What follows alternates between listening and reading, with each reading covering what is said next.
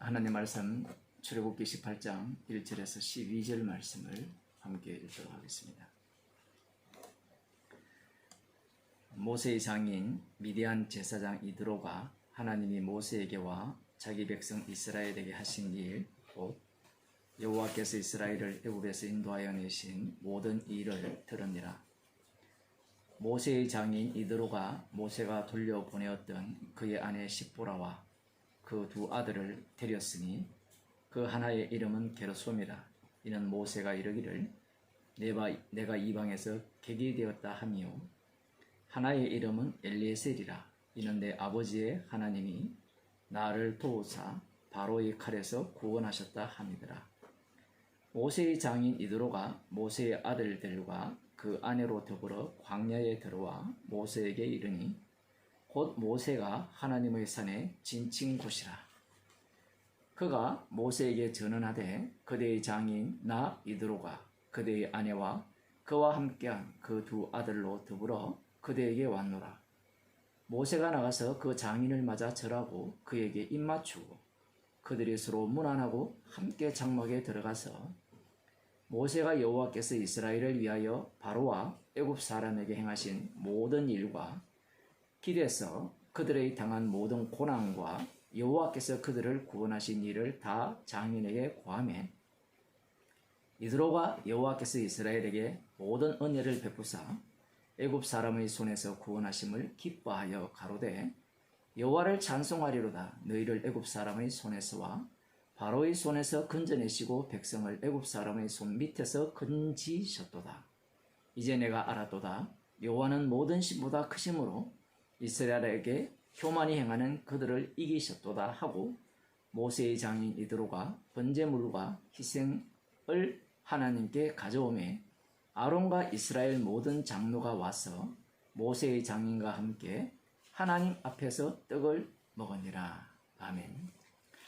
오늘 본문은 상당히 어렵습니다.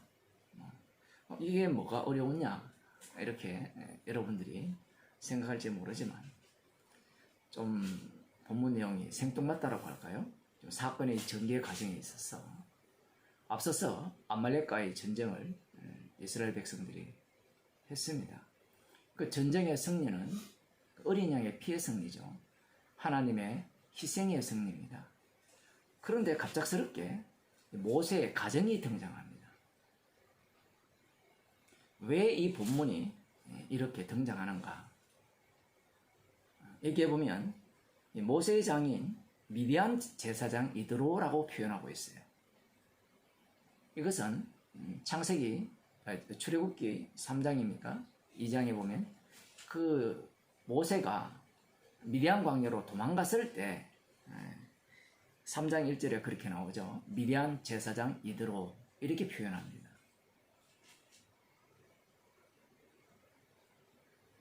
그 미디안 제사장 이드로에게 도망갔고 그의 딸과 결혼함이 했었죠. 자, 그곳에서 이제 하나님의 산 호렙, 지금 오늘 또 여기 하나님의 산이 나오는데 이곳으로 이제 오게 되었는데, 그곳에서 이제 여호와 하나님의 부름을 받아서 애굽으로 하나님의 지시를 따라 언약대로 성취하기 위해서 애굽으로 발길을 옮깁니다. 자, 여기에 보면 이 모세의 장인 제사장 미디안 제사장 이드로, 이걸 놓치면 안 돼요. 미디안 제사장 이드로, 이 사람이 이제 이 장인이 자기의 딸 십보라죠. 십보라와 그리고 두 아들을 데리고 하나님의 산에 진친 곳, 그곳으로 모세를 만나러 옵니다. 왜 만나러 왔느냐? 성경에 보게 되면 하나님께서 모세에게와 자기 백성 이스라엘에게 하신 일, 곧 여호와께서 이스라엘을 애굽에서 인도하여 내신 모든 일을 들었기 때문에 그래요. 성경에는 뭔가를 감추고 있는데, 모세라는 이름을 분명하게 이렇게 내세운다는 것을 보게 되면 미디안 제사장 이드로의 입장에서는 자신의 사위 모세가 이스라엘의 무엇이다? 오늘날로 말하면 대통령이고 왕의 위치를 차지하고 있다라는 그러한 인상을 갖고 있는 겁니다.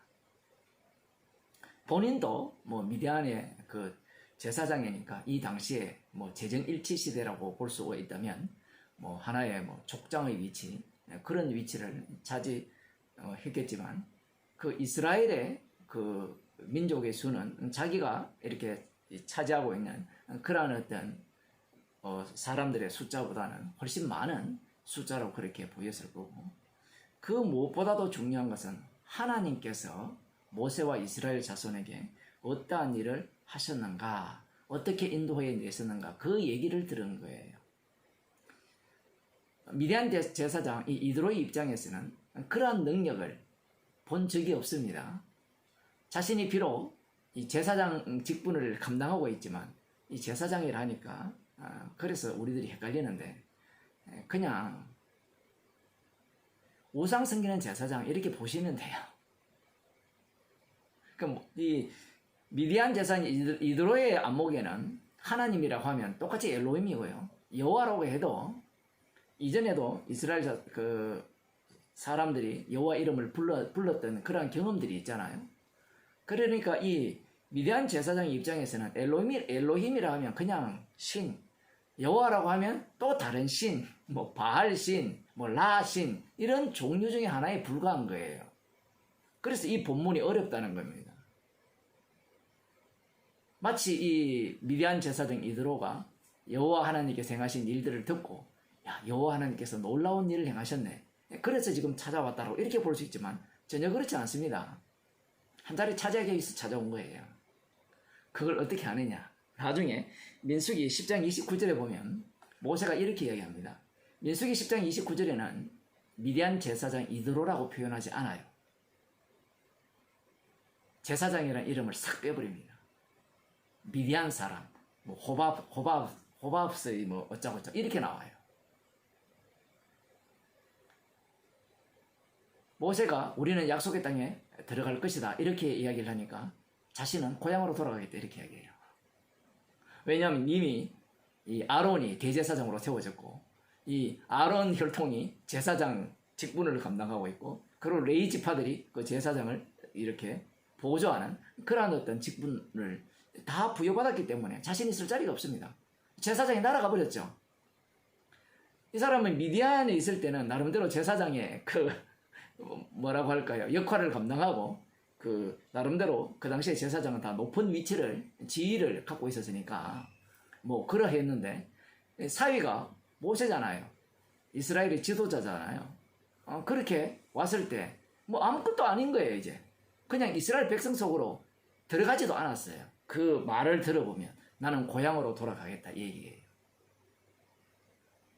왜 고향으로 돌아가겠어요? 만일에 이스라엘 백성 속으로 합류당했다면 고향으로 돌아가겠다는 말이 나오면 안 되죠. 지금 두 아들을 데리고 왔잖아요. 근데 재밌는 게 성경에 이렇게 기록되어 있잖아요. 3절에 보면 그 두 아들을 데렸으니 그 하나의 이름은 게르솜이라. 이는 모세가 이르기를 내가 이방에서 객이 되었다 하며, 하나의 이름은 엘리에셀이라. 이는 내 아버지의 하나님이 나를 도우사 바로의 칼에서 구원하셨다 함이더라. 자, 객이 되었지만 누가 돌봤습니까? 장인 이드로가 돌봤고, 바로의 칼에서 이 구원을 받았어. 누가 보호했어요? 장인 이드로가 보호했다는 그런 것을 깔고 있는 거예요. 그래서 그 십보라와 두 아들을 데리고 모세를 만나러 온 겁니다. 노골적으로 뭔가를 요청하는 것은 나오지 않아요. 그러나 그 민수기 10장에서 이제 이 이드로의 등장은 끝이에요. 또 더 재밌는 것은 이 십보라, 모세 안에 십보라도 오늘 본문에 등장하고 더 이상 나타나지 않습니다. 그럼 두 아들은 언제 나타났느냐? 두 아들은 레위 지파에 속했다라고 역대상 그 23장입니까? 그쪽에서 말씀해 주고 있어요.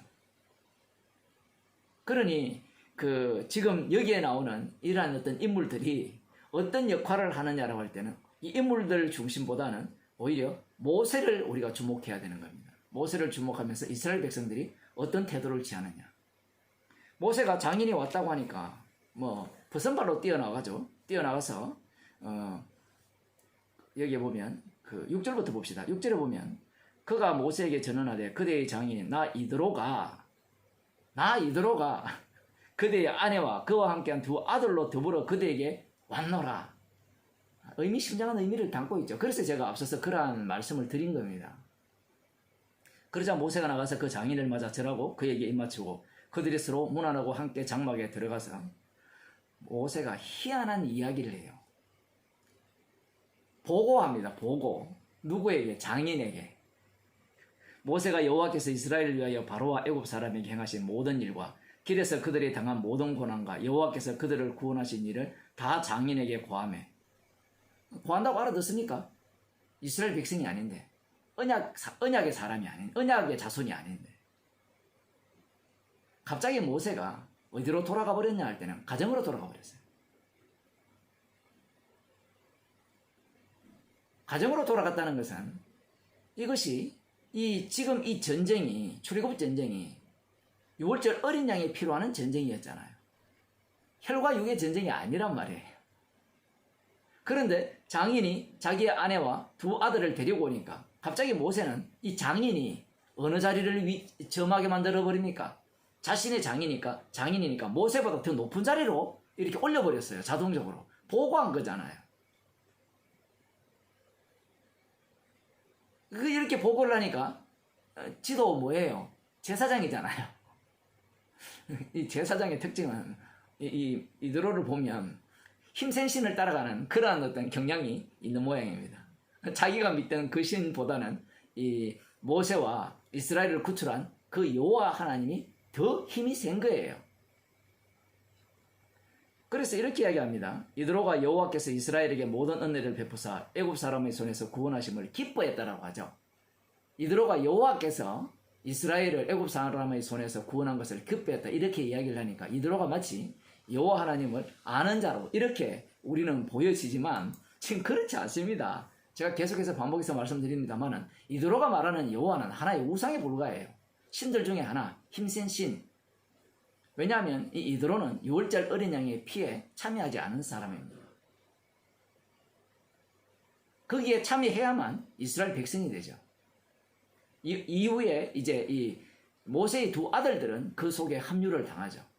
근데 시보라는 어떻게 되는지 몰라요. 시보라가 모세를 여호와 하나님께서 죽이려고 하실 때 차도를 취하여서 할례를 행하잖아요. 그래서 모세를 살리잖아요. 그러면 우리는 야 시보라가 믿음 되게 좋네 이렇게 나오지만 그거는 그때뿐이에요. 그 역할을 맡았을 뿐입니다. 뒤에 나오지도 않아요. 여기에 이름을 등장하고 그 정도로 대단한 우리가 상상하는 그러한 믿음이었다면 그 시보라의 활약상이 나와야 되는데 하나도 안 나와요. 성경 자체는 인간의 어떤 구원에 관심이 없기 때문에 그래요. 언약에 관심이 있기 때문에 언약을 위해서 이스라엘을 불렀죠. 지금 이 제사장 이드로는 그러한 일에 대해서 실제로 들었으니까 또 특히 그들의 지도자가 자신의 사위 모세니까 얼마나 신이 나겠어요. 애굽 사람의 손에서 구원하심을 기뻐했어요. 자기 사위가 없으면 교부하겠습니까? 그리고 사위가 거기에 뭐 하나의 종으로서 이렇게 마지막에 이렇게 딸려 나왔다면 기뻐하겠어요? 기뻐할 일이 아니에요 지금. 가로되 여호와를 찬송하리로다. 너희를 애굽 사람의 손에서와 바로의 손에서 건져내시고 백성을 애굽 사람의 손 밑에서 건져내셨도다. 다 맞는 말을 해요. 맞는 말이야. 마귀가 제일 잘하잖아요. 마귀가 제일 잘하고 그 거짓 선지자들이 가장 하나님의 말씀을 잘 인용하는 거고요. 이들로도 별로 다르지 않습니다. 사실대로 얘기하는 거예요. 사실대로 얘기하는데 이 사실대로라는 자체가 스스로 속이는 겁니다. 자기가 자신을 모르죠. 그럼 이스라엘 백성들은 아느냐? 이스라엘 백성들은 몰라요. 그런데 이드로가 모르는 것과 이스라엘 백성들이 모르는 것은 달라요. 이스라엘 백성들은 언약의 백성이고 이드로는 언약의 백성이 아니라는 겁니다. 이제 내가 알았도다. 여호와는 모든 신보다 크심으로 이스라엘에게 교만히 행하는 그들을 이기셨도다. 여기에서 이제 이 이드로의 본심이 나왔죠. 모든 신보다 크다. 힘이 세다. 이 당시에 힘센 신이 최고죠. 오늘도 마찬가지잖아요. 돈 많은 사람이 최고고 권력 있는 자가 최고고. 권력 있는 사람들 재판하는 거 보세요. 얼마나 재밌습니까? 저거들끼리 관계 좋으면 무죄 내려보고 관계 나쁘면 유죄 내려버리고. 우리가 이렇게 언론이 발달하기 전까지는 그렇게 재판할 줄을 꿈에도 생각 못 하잖아요. 그죠? 돈 없는 사람은 조금만 이렇게 범죄도 그냥 뭐 바로 유죄고, 그 유죄, 뭐 유전, 무죄, 무전 유죄라는 말이 그냥 나온 말이 아니죠. 지금 이드로가 이러한 것들을 조금 아는 모양입니다. 알고 있죠, 그 시대 자체가. 그래서 가장 강한 신이 지금 누구를 지금 지도자로 뽑아놨습니까? 모세를 지도자로 뽑아놨죠. 그러면 모세가 나의 사이죠. 그러면 자기는 한 자리 차지할 수 있다는 거죠. 내 동생이, 내 사이가, 내 아버지가 대통령이다. 그러면 나는 콩고물이라도 떨어진다는 이런 얘기잖아요. 자, 그런데 재밌죠? 이게 보면 다 맞는 말이죠. 맞는 말을 하면서 모세의 장인 이드로가 번제물과 희생을 하나님께 가져오되, 이 하나님이 누굽니까? 이스라엘 백성들을 인도하는 하나님이죠. 근데 이드로의 입장에서는 그 하나님이 아니에요. 6월절 어린 양의 피를 덮어쓰지 않았기 때문에. 문제는 이스라엘 자손입니다. 여기에 보면 아론과 이스라엘 모든 장로가 와서 모세의 장인과 함께 하나님 앞에서 떡을 먹으니라.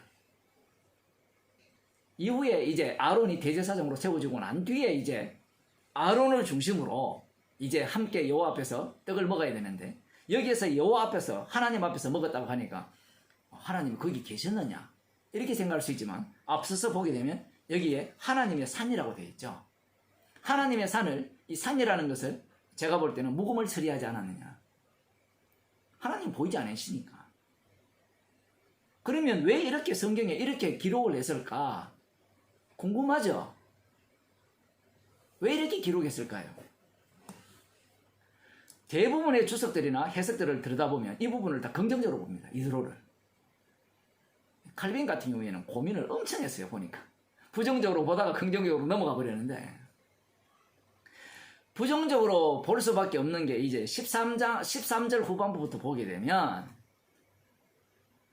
이드로가 왜 부정적이냐, 왜 비언약적인가가 이렇게 이제 그 본심을 다 드러내는 겁니다. 이스라엘 백성들을 조직으로 다 살리려고 하거든요. 내일 살펴보겠지만. 지금 이러한 모습을 보일 때 이 이스라엘 백성들을 한번 보세요. 아말렉과의 전쟁에서 승리하는 방식이 뭐였습니까? 모세의 지팡이가 올리는 거잖아요. 그러니까 하나님 희생인데 그들이 하나님을 쳐 죽였잖아요. 그 죽이신 분이 자기들을 살리고 자기들의 생명의 양식이 되는데, 갑자기 이 이방의 그 제사장, 이방신을 섬기는 제사장이 와가지고 뭐 하나님을 찬양하고 여호와를 찬양하고 그렇게 하면서 뭐 희생물을 드리고 번제물과 희생물을 드리니까, 하나님께 드리니까, 야 이거 진짜 이게 이드로가 하는 일이 원래 이렇게 생각하는 거예요. 그래서 함께 그 제사에 참여하는 겁니다. 함께 떡을 먹었다는 것은 그 제사에 함께 참여했다는 얘기예요. 자 보세요. 모세가 장인에게 보고를 했잖아요. 그러니 이스라엘 백성들이 이 이드로를 어떻게 대합니까 지금? 모세 위에 위치를 두게 만들어버리죠. 희한하죠.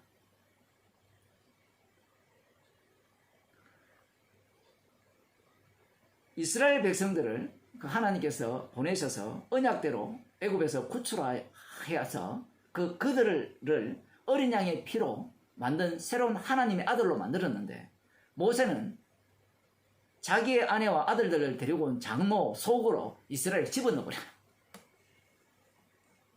그런데 문제는 하나님께서 여기에서 심판을 하셨다든가 뭔가 나오지 않기 때문에 사람들이 이 본문을 부정적으로 봐야 될지 긍정적으로 봐야 될지 어려운 겁니다. 그리고 대부분 사람들이 긍정적으로 보죠. 부정적으로 그지 보지 않습니다. 이 본문이 왜 중요하냐라고 할 때는, 예수님께서 이 성경 하나 보고 마치겠습니다. 마태복음 10장 29절입니다.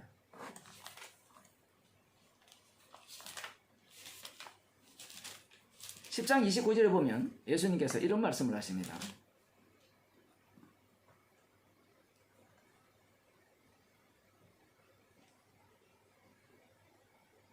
39절, 그 34절부터 보면, 내가 세상에 화평을 주러 온 줄로 생각하지 말라. 화평이 아니요 검을 주러 왔노라. 내가 온 것은 사람이 그 아비와 딸이 어미와 며느리가 시어미가 불화하게 하려 함이라. 사람의 원수가 자기 집안 식구리라. 아비나 어미나 어미를 나보다 더 사랑하는 자는 내게 합당치 아니하고 아들이나 딸을 나보다 더 사랑하는 자도 내게 합당치 아니하고 또 자기 십자가를 지고 나를 쫓지 않는 자도 내게 합당치 아니하니라.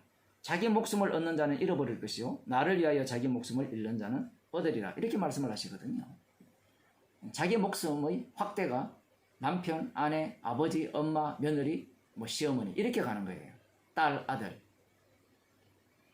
예수님께서 왜 예수님의 그 가장 강력한 적대자로 이 가족을 두셨느냐 이 얘기예요.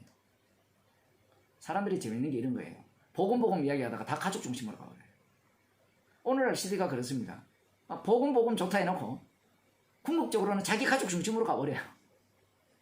복음이 무엇이 중요합니까? 주님의 피로 사신 형제가 뭐가 중요해요? 내 가족이 최고죠.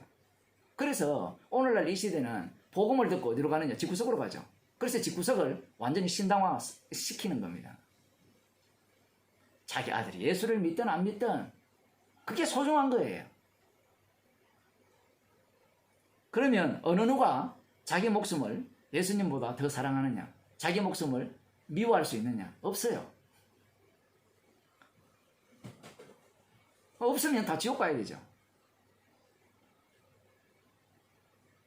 주께서 우리에게 이런 말씀을 주시는 이유는 이렇게 살아라는 말씀이 아니라 우리를 십자가로 인도하는 말씀입니다.